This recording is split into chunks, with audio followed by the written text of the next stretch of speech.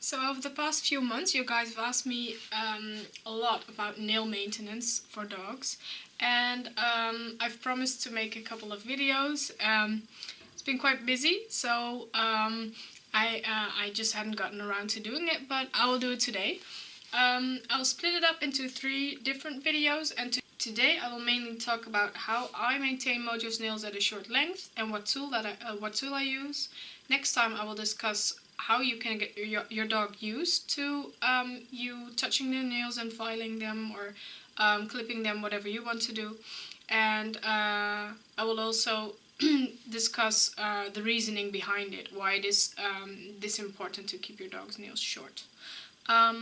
So a little bit of background information on us and our progress in nail maintenance with Mojo.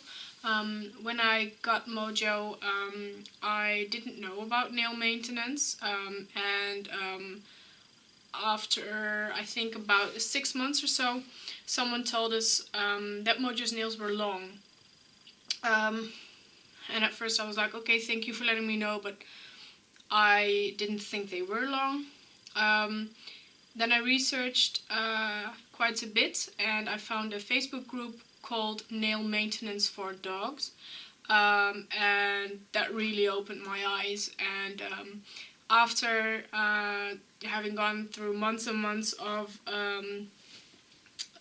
practice on her nails, I looked back at some pictures I had from before I started, and they were bad, really bad. And I don't feel well about having let that happen, basically. But yeah, it's just something that happened, and but I have seen that I'm not the only one that doesn't know about this. Yeah, about the importance of nail maintenance, and I've seen quite a few dogs on probably your guys' accounts that just have long nails, and the owners probably don't know.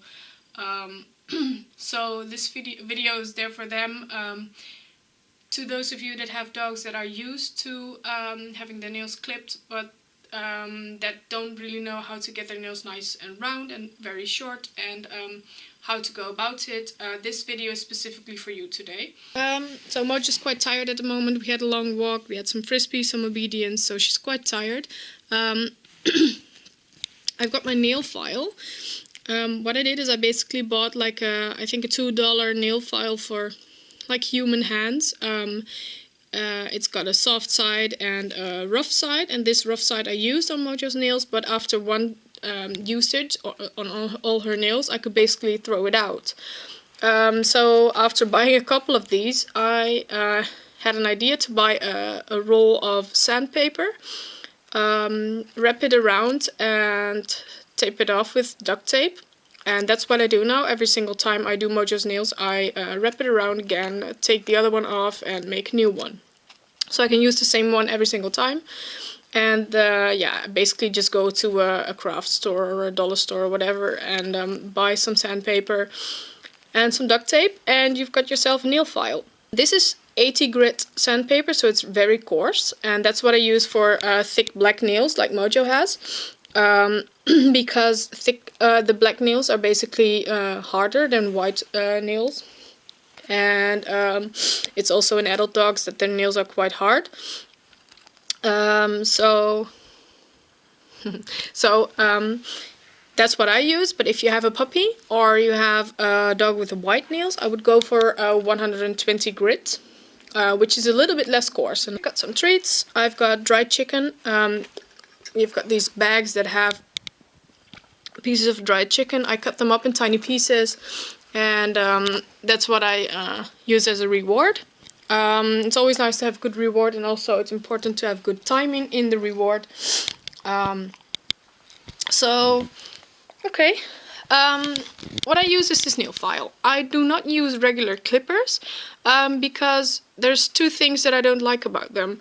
One, you can easily cut off too much and hurt the dog's nails. And second, you have to put a lot of pressure on the scissors before it clips a sliver off of the nail.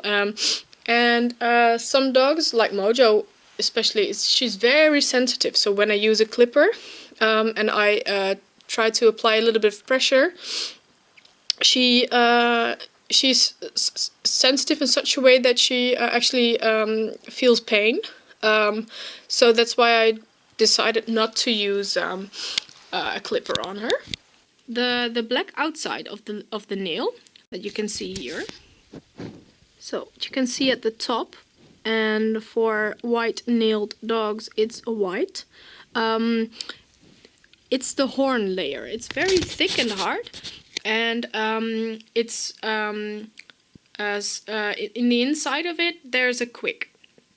Basically there are a couple of layers, but the horn layer is the outside thicker layer. And what I try to do is to remove that thicker layer from the front, the top and the sides, as well as from the bottom of the nail. Then here you see what Mojo's nails look like currently. The nail is very black, but at the end it's quite grey. And that's due to me filing it. What I do is I file the end of the nail off, the pointy tip. Then I file the bottom, and then I file around the tip, so the top part and the sides. So basically I go around the end of the nail in a circular manner. So that makes that the nail looks quite rounded.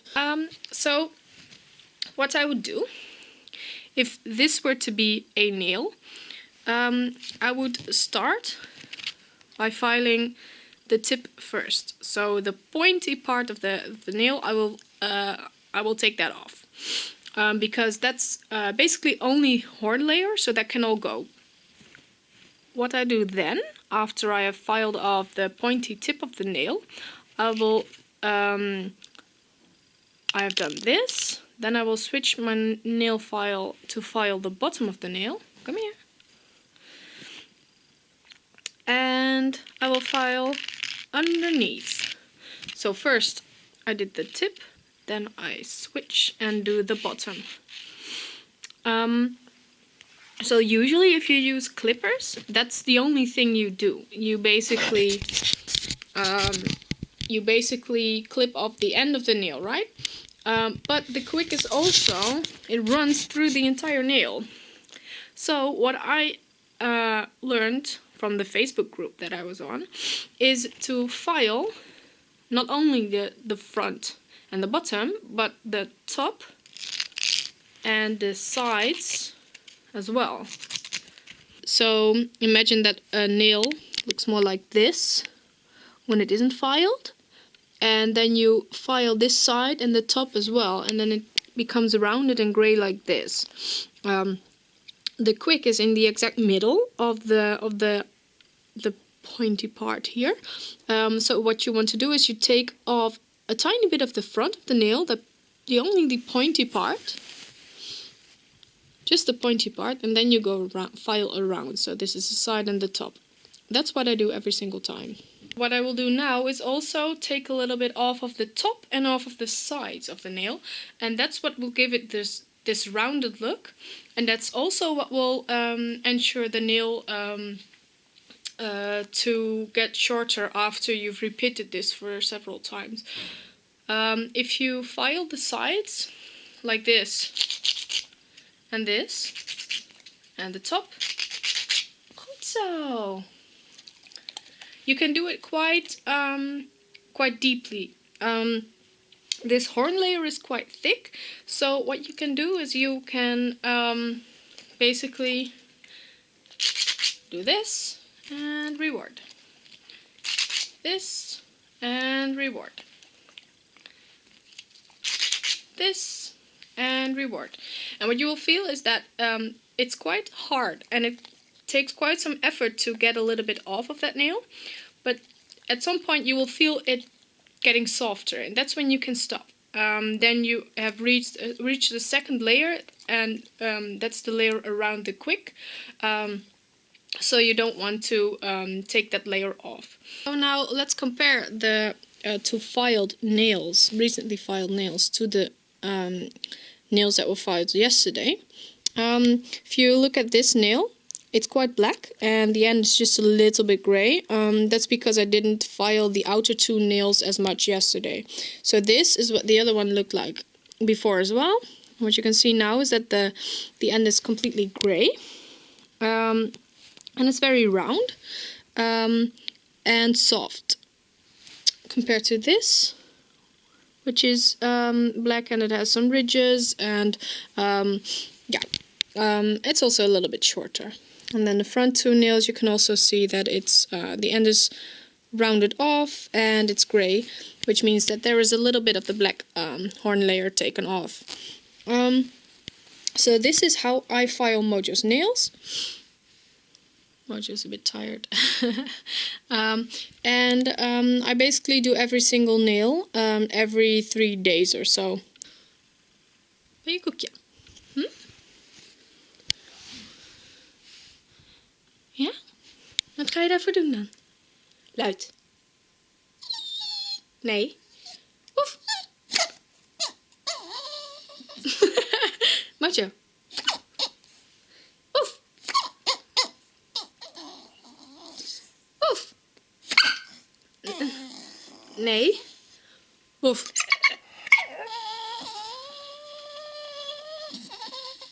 Mojo. Oef.